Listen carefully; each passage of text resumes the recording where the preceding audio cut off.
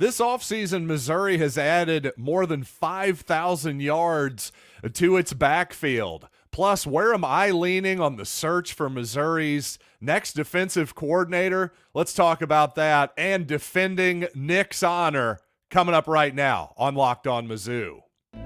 You are Locked On Mizzou, your daily podcast on the Missouri Tigers. Part of the Locked On Podcast Network, your team every day.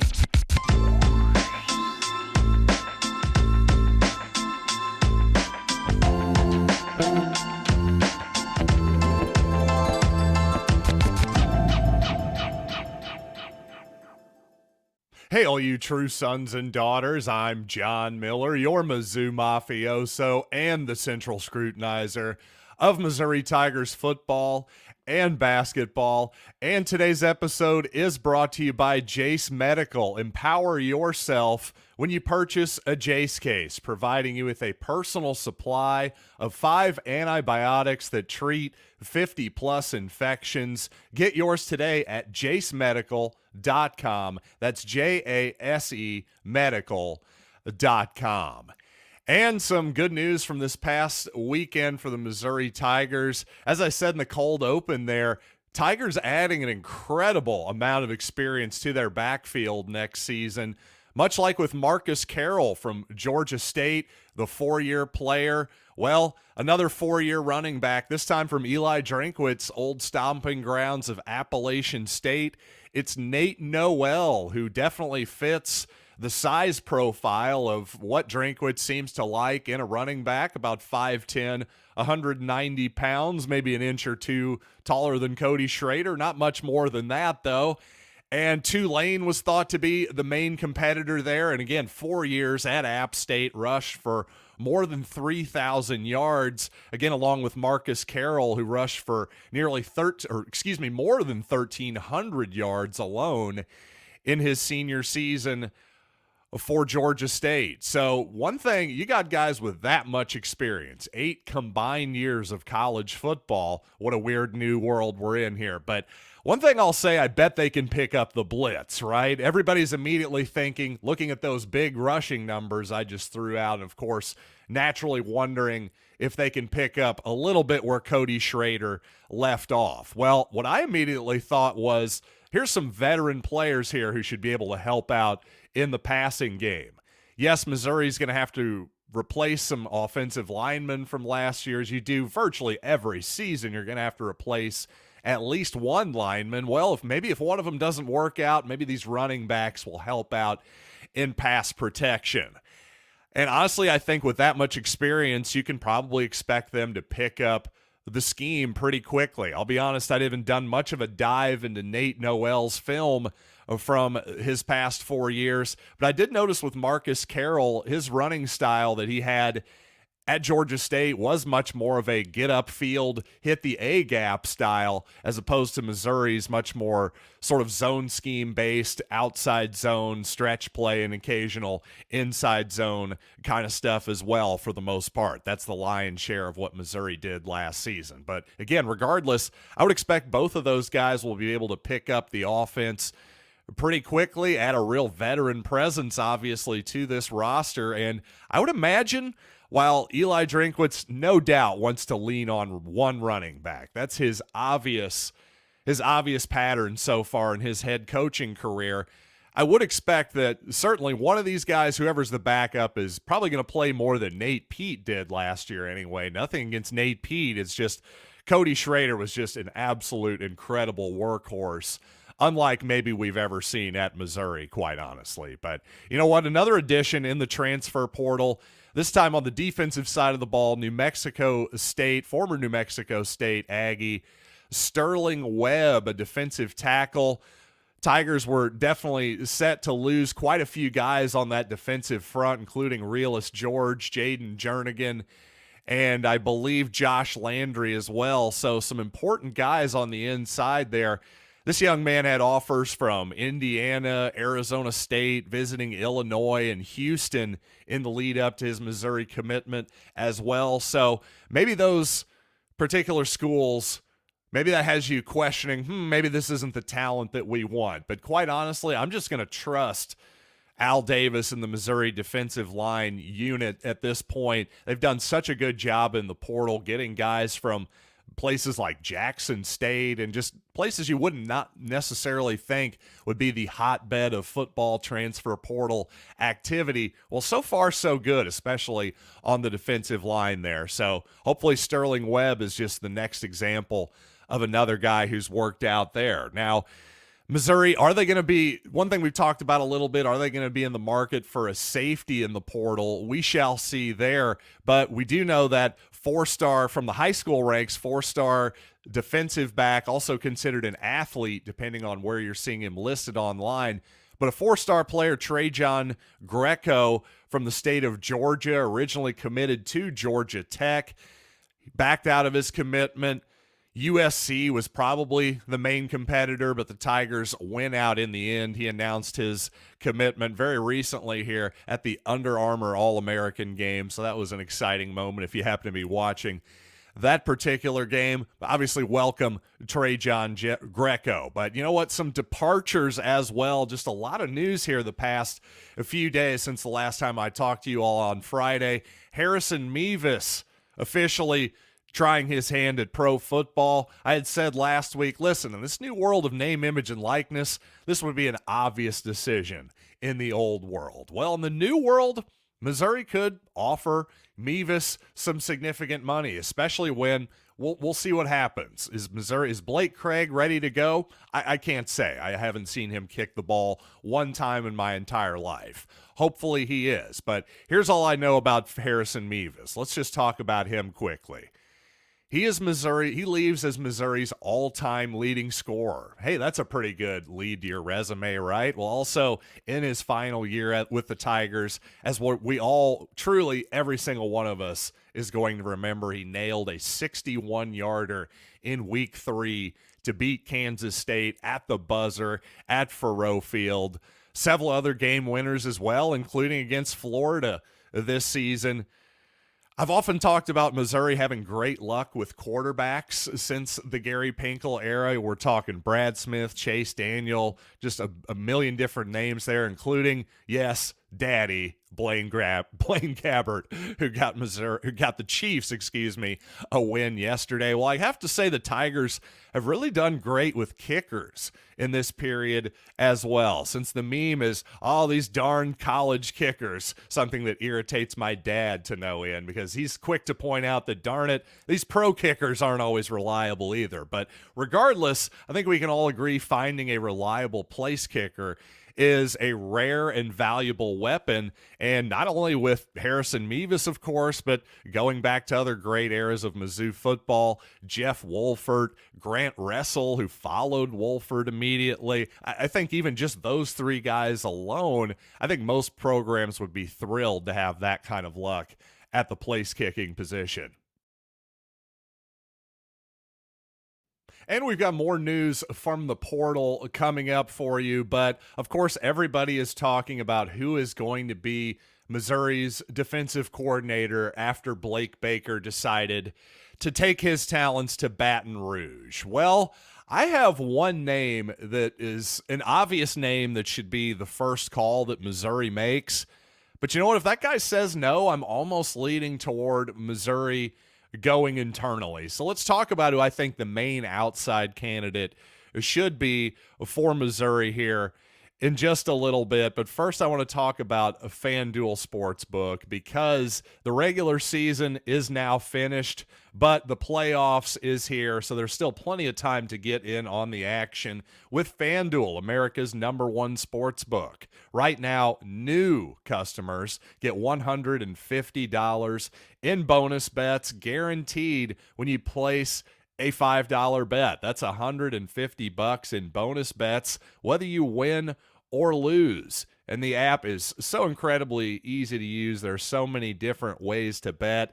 So, for instance, you could take Michigan -4.5. You could take the Michigan money line if you want to just have them go straight up, or you like the totals. Maybe you don't think it's going to be as high scoring. You go under the 55.5. Well, either way you're thinking, go to FanDuel.com/LockedOn and make your first bet a layup. It's FanDuel, official partner of the NFL. Thanks for making Locked On Mizzou your first listen every day. For your second listen, check out Locked On Sports Today on YouTube and subscribe to the first ever 24/7 national sports streaming channel. That's Locked On Sports Today on YouTube. And just quickly here, some quick portal news and roster news for Missouri, and I promise this will dovetail oh so beautifully into my Blake Baker discussion. But Tyron Hopper, along with Harrison Mevis, going to be trying his hand at the NFL. Best of luck to both of those guys. Obviously, Hopper, just a really, really valuable player of the past couple seasons for Missouri, obviously. And on the negative side of the portal, well, I talked quite a bit about Nic Scourton last week, the Big Ten sack leader from Purdue. Well, he never made it to Columbia for his visit because he ended up committing to Texas A&M. Same deal with Derek Graham, the left tackle from Troy, also a Texas A&M Aggie as well. So Aggies maybe coming up over the top with some solid NIL deals there, I would sure. And that's not a complaint whatsoever. Honestly, I kind of admire what Texas A&M is doing. As usual, they're not messing around when it comes to dollars and cents whatsoever. It does put a lot of pressure on their new coach, Mike Elko, the former Duke coach. But if I'm him, I love it, quite honestly. Who has patience for a rebuild anymore in 2024 anyway? If we got the money, let's just go ahead and try to be good right now. It's not as though Texas A&M's been terrible. They're just a little bit off maybe with offensive scheming, certainly the quarterback position as well. To me, patience is so 2019 at this point. That's very much the old thinking of old college football to me. This is a whole new world in so many ways. And speaking of this new world, let's go back to what I called in the previous episode Blake Baker's lateral move to LSU as their defensive coordinator. Now, was I trolling LSU fans by putting that as the title of my program? Absolutely. Did it work? 100% yes, it worked. A record number of comments on my previous episode, nearly 300. And guys, if you think I read even half of those, you're crazy. But what I am sure of, though, is that most of those LSU fans who commented were probably simply triggered and didn't listen to my argument and assumed that what I was saying is that Mizzou and LSU are equivalent programs. Well, if you listened, and I'm sure you did, that's not what I was saying at all. And obviously, hey, head coaching job, if you're going to pick one or the other, you'd still got to pick LSU, even as I'm calling it this new world of college football where I think the playing field is leveled quite a bit between LSU and Missouri. But at the same time, again, it would be foolish to argue that those are equivalent programs. Again, what I was saying is for 2024, LSU and Missouri are relatively equivalent in terms of who do you expect to make the college football playoff? Who do you expect to win the SEC? Honestly, I don't see how you could argue that LSU now, having to replace Jaden Daniels, the Heisman Trophy winner, how can you just assume that they're going to be as good as they were last year? Hey, adding Blake Baker, that might help their defense. It really might. But what about the offense? It's not going to be as elite as it was last year, more than likely. So, and again, given the transient nature of this sport, and especially of being an assistant coach, I think if you're Blake Baker and you want to be a head coach in the future, to me, just one more year at Missouri is less risk than going to LSU, despite a relatively significant pay raise. And, hey, maybe his wife's from there, makes her happy, all that good stuff. That's fine. That's really the only reason I was semi-surprised, is that I think it was a semi-risky move for Blake Baker. But whatever. Honestly, it's his life. It's his choice. I really can't hate on him for it whatsoever, and I have a feeling that Missouri is going to be fine. Now, if Brady Cook would have transferred to LSU or something like that, again, an insane hypothetical scenario perhaps, then you know what? Then in that situation, maybe I really would be done with college football forever. But an assistant coach, I mean, please, everybody. After this Baker episode in particular, let's all just agree to never be mad about an assistant coach or a head coach for that matter leaving for another school ever again. It's just a little bit silly. Now, as other people have pointed out, if Baker takes Kevin Peoples with him, per se, as the defensive backs coach from Missouri to LSU, and that is kind of the hot rumor right now, by the way. And that is all it is this point, is rumor and innuendo. But if that happens, if that actually happens and Kevin Peoples goes as well, okay, now I am a little bit annoyed, because Blake Baker isn't just now, taking an offer for him and his family. Now he's actively recruiting against his old team that he promised to, hey, I'm coming back, and put out the Wolf of Wall Street meme and all that crap.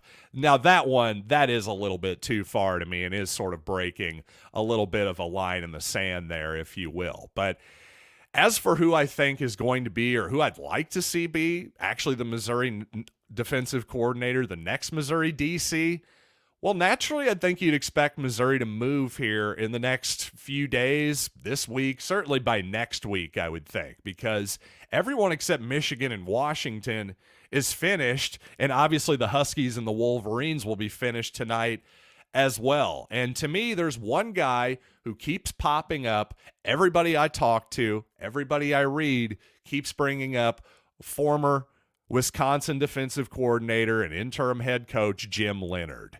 And every single year, it does seem like Wisconsin under Leonhard was a top 10 defense.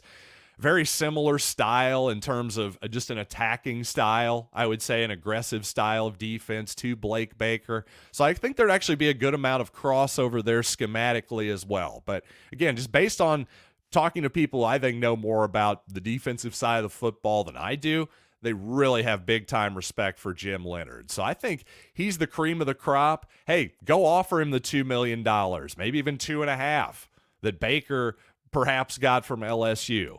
Match that.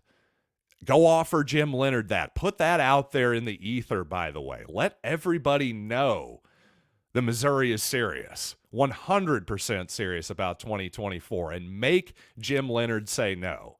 And you know what? If he says no, that's okay. And if he does, I'm not sure if there's another candidate out there who's worth that much money. I got to be honest. Honestly, $2.5 million for Blake Baker. Again, think he did a great job at Missouri. That's quite a bit of money. You had to go over market value to get the guy to come. So if you're Missouri, I think it's worth it for Jim Leonhard. Some of the other guys I've seen bandied about, I'm just not so sure. So to me, I'd be completely fine. You make Jim Leonhard say no. He says no. To me, then I'm comfortable with DJ Smith. And by the way, maybe the Missouri linebackers coach. He's been with Eli Drinkwitz this whole time at Missouri. Seems to be a rising star kind of guy. Hey, keep him happy. Maybe keep Kevin Peoples happy as well. Promote him. Maybe they're co-defensive coordinators. DJ Smith was co-defensive coordinator in title with Blake Baker. I think we all know that Baker was more of the in-charge. Maybe he's the 1A to the 1B, that part of the thing. But I think that would make a lot of sense, actually. If you're worried about Peoples leaving, give both guys a little bit of a raise. You don't have to pay them $2 million a piece or anything like that. Give them both a raise. Keep guys you like in your defensive locker room, guys who you like, keep them in-house, keep them happy, because, again, some continuity for 24 in what's a really, really important season for the Tigers really does seem like that's paramount in terms of importance. And you know what? When it comes to Missouri basketball, obviously this season has not gone how any of us would have liked so far, but I got to say, the human instinct to find a scapegoat, especially online this past weekend, has been really disappointing to me following Missouri's loss to Georgia. So you know what? I want to defend the good gosh darn name of Nick Honor coming up here in just a little bit. But first, let's talk about Jace Medical, because I know we come to sports to escape from some of the crazy realities in life, but can we just talk for a minute about preparing for real life, because according to the FDA, pharmacies are running out of antibiotics like amoxicillin right in the middle of the worst flu season in over a decade. And I can't imagine feeling much more helpless than if one of my daughters got sick while a supply chain issue kept them from the life-saving medication that they needed. Well, thankfully, we'll be okay because of Jace Medical. The Jace case is a pack of 5 different antibiotics to treat a long list of bacterial illnesses, including UTIs, respiratory infections, sinusitis, skin infections, among others. This stuff could happen to any of us. So visit jacemedical.com and complete your physician encounter. It will be reviewed by a board-certified physician, and your medications will be dispensed by a licensed pharmacy at a fraction of the regular cost. It's never been more important to be prepared than today. Go to jacemedical.com and use offer code LOCKEDON to get $20 off your first order. By the way, quickly on tonight's national championship game, it seems like I've seen some people act like this is a matchup of the high-flying passing game of Michael Penix in Washington against the grinded-out ground and pound of the Michigan Wolverines. And honestly, that narrative just, to me, underestimates the Michigan quarterback J.J. McCarthy a little bit, and that's probably a big reason why I've liked Michigan since the beginning of the college football playoff. I'm going to stick with them here tonight for a victory. Not enough to give the points, to be honest. 4.5 seems like a little bit too much. I'm just going to stay off of it, but I do like a Michigan victory tonight. But you know what? Also, quickly, just best wishes to Mama Dembele as well, who looked to have a knee injury last night for the women's basketball team. Hopefully not as bad as it looked, but that'd be a real bummer for Robin Pinchton and her squad. So hopefully it'll put out a little positivity into the world there for her. But speaking of positivity, I've really not enjoyed the negativity I've seen from Missouri fans online this past weekend about Nick Honor in particular. Listen, if you want to be negative about the team's performance so far, you even want to be a little negative about how Dennis Gates has approached this team in some ways or approached the transfer portal the previous offseason, I might even agree with a lot of those takes. I really would. But Dennis Gates makes, $4 million a year? I think he can take the arrows a little bit. But Nick Honor, on the other hand, I don't know. Listen, some people think, well, it's name, image, and likeness world now. That means you can just say whatever you want about these kids. I've never even felt that way about professional athletes in the NBA who make $40 million a year. I think at a certain point, you should actually have some manners and treat people like a human being. Now, don't get me wrong. I haven't seen people tweeting at Nick Honor and saying you suck or anything like that. But I have to admit, I'm disappointed with the level of negativity I've seen from some prominent Missouri accounts that I follow, Missouri fan accounts that I generally enjoy, and I just think they've been too harsh on Nick Honor, especially publicly. Listen, you want to yell some stuff in your neighborhood, in your living room in frustration, fine and dandy. Lord knows I've done that a million times, but I'd like to think I calm down before I get on Twitter or certainly on this podcast. And also, listen, Nick Honor has been, for the most part, pretty doggone good this season. I know he's had a bit of a shooting slump the past few games, and in particular, what's bothering people right now is when Nick Honor picks up his dribble in the paint and kind of gets stuck with nowhere to go. Well, listen, folks, again, Dennis Gates, this whole staff, hasn't quite worked out in the portal as well as it did the previous season. I think everything's going to be fine long run with Dennis Gates, first of all. Let's not anybody panic just yet. But specifically to Nick Honor, here's a guy who came in last season and was a huge part of really a dream basketball season for Missouri, a season that came out of basically nowhere. The Tigers make the tournament, win their first tournament game for the first time in, a dozen years or so. Nick Honor was a huge part of that. And now that Kobe Brown's gone, some of these transfer guys haven't quite worked out. Well, now Honor is having to take on more of the offense, and that's probably not quite up to his particular skill set.